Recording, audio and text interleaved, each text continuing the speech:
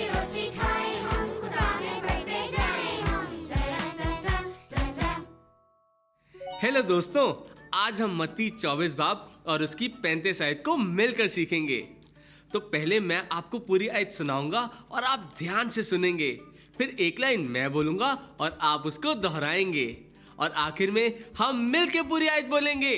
तो क्या आप तैयार हैं? अब मैं आपको पूरी आयत सुनाऊंगा और आप ध्यान से सुनेंगे।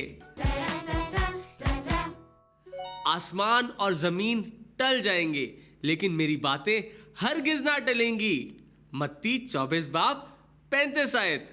अब एक लाइन मैं बोलूंगा और आप उसको दोहराएंगे। आसमान और जमीन टल जाएंगे, लेकिन मेरी बातें हरगिज ना टलेंगी। मत्ती 24 बाब 35 आयत। वाह, बहुत अच्छे। आप सबने तो इस आयत को बहुत जल्दी सीख लिया। तो क्यों ना हम इस पूरी आयत को मिलकर बोलें। आसमान और जमीन टल जाएंगे, लेकिन मेरी बातें हरगिज ना टलेंगी।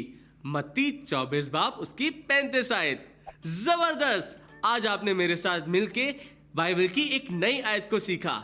इस आयत को हमेशा याद रखें और दोस्तों को भी सिखाएं। अगली दफा मिलेंगे और साथ सीखेंगे बाइबल की नई आयत। तब तक के लिए बाय बाय। रोज की रोटी खाए